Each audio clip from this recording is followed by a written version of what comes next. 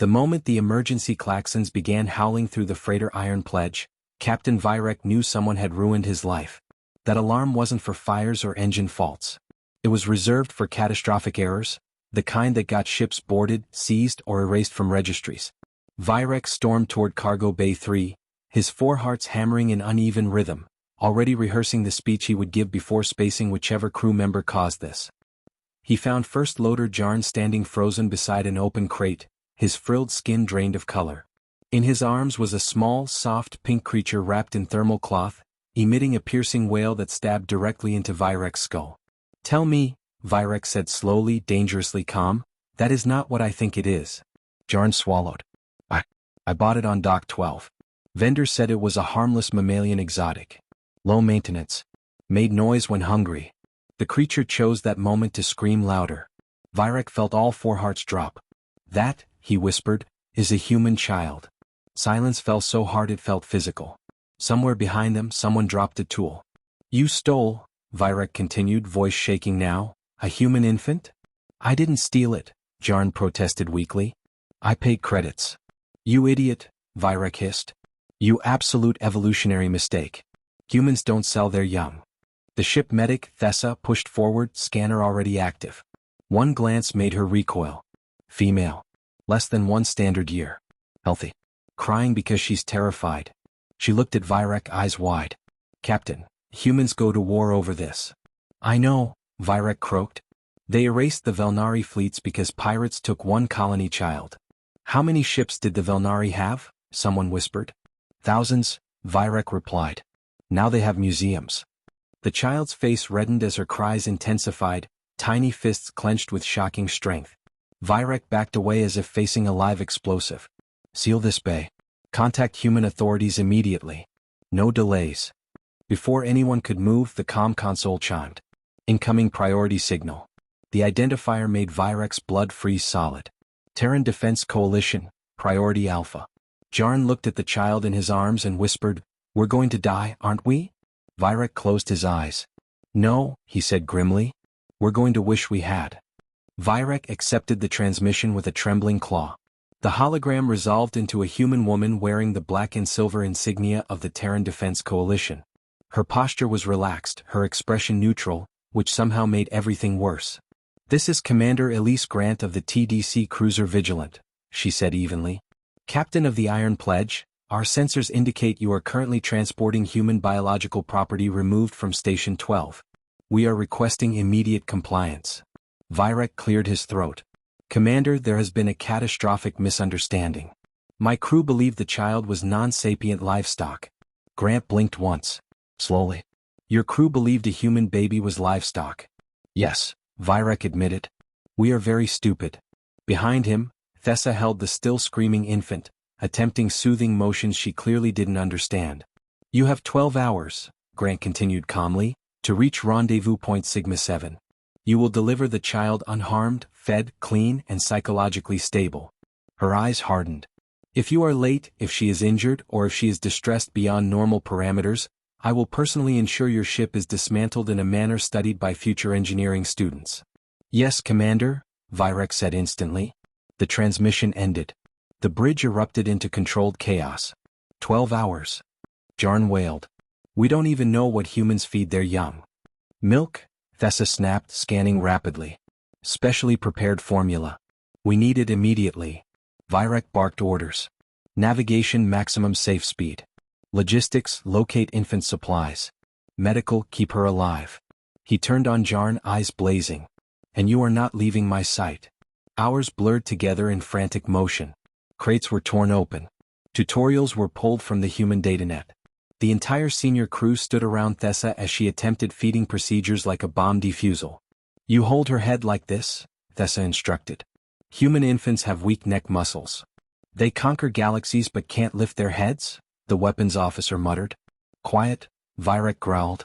The child latched onto the bottle, drinking hungrily. The bridge exhaled as one. "Status?" Virek demanded. "ETA 8 hours, navigation replied. "No pursuit detected." "That doesn't mean they aren't watching," Tactical added grimly. As if summoned, another transmission arrived, this time from Station 12 security. The officer looked exhausted. We found the vendor, he said. Confirmed kidnapper. Parents are alive. Former Terran Marines. Extremely motivated. Virek felt faint. They know you have her, the officer added. I suggest you speak with them. Immediately. Thessa looked at the baby who had finally quieted, gripping her finger with surprising strength. Captain, she said softly, they deserve to hear she's safe. Virek swallowed hard and opened the channel. The hologram flickered, revealing two humans. The woman stood rigid, eyes sharp and burning. The man leaned forward, knuckles white against his console, barely holding himself together. You have our daughter? The woman said flatly. Yes, Virek replied, lowering his head. This was an accident born of incompetence. But I swear to you she has not been harmed. What's her name? The man demanded, voice cracking. Thessa stepped forward and turned the camera. The infant was calm now, blinking wide eyes, a faint milk dribble on her chin. She responds to the name Lily, Thessa said gently. She's healthy. Fed regularly. We've been monitoring her vitals constantly. The woman's fury shattered into tears. The man covered his mouth, sobbing openly. We lost her for 2 days, he whispered. 2 days thinking she was dead. I have children, Virek said quietly. I have not slept since we realized what we'd done. The woman studied him for a long moment. If she had been hurt, she said coldly, there wouldn't be enough atoms left of your ship to mourn.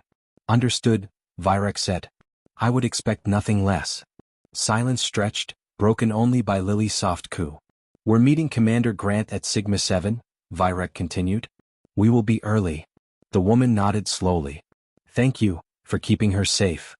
When the transmission ended, Virek collapsed into his chair. The final hours passed in a haze of care routines. Diapers were changed. Feedings timed precisely. Lily developed a fascination with grabbing antennae, much to the crew's discomfort. She's strong, Thessa observed. Human grip reflex. Survival adaptation. That explains their military doctrine, Virek muttered. At hour 11 the Iron Pledge dropped out of transit. The Vigilant awaited them, vast, armed, silent. Commander Grant boarded personally. Her lethal composure softened the instant she saw Lily. She's ready, Thessa reported. No distress. Grant accepted the child carefully. You did well, she said to Virek. Not many would. What happens now? Virek asked. Investigation. Fines. Training mandates, Grant replied. But you cooperated. She turned toward the shuttle. Lily reached out, gurgling. As the airlock sealed, Virek felt the crushing weight finally lift. A final audio message arrived moments later. Thank you, Lily's mother said through tears. Virek closed his eyes. Humans were terrifying. But they were also merciful. The Iron Pledge departed Sigma 7 under escort, its crew quieter than Virek had ever known them. No one joked. No one complained. The ship felt older somehow, as if it had survived something fundamental. Virek issued new regulations before they even entered transit. Mandatory cargo scans. Vendor verification. Human species recognition training. And one additional rule broadcast ship-wide. Jarn is no longer permitted to purchase anything. Ever. There was universal agreement. Thessa remained in the medbay longer than necessary, staring at the now empty crib she'd improvised. I didn't think I could care about a human, she admitted later. Turns out babies ignore species boundaries. Virek nodded. So do consequences. The official report arrived 2 cycles later. The kidnapper was arrested. The parents recovered. The Terran Defense Coalition issued fines but no sanctions. Commander Grant's personal note ended the matter. You made the right choices under impossible pressure. Virek printed that line and stored it privately. Life returned to routine, but the crew never forgot the lesson. Humans were not dangerous because of their weapons or fleets. They were dangerous because they loved fiercely, completely, without hesitation. Threaten that and diplomacy ended. One evening as the ship cruised peacefully, Jarn approached the captain, eyes downcast. Sir, about that day. I'm sorry. Virek studied him. Did you learn? Yes, Jarn said. Never underestimate humans. And always scan cargo. And never confuse screaming for harmless. Virek allowed himself a thin smile.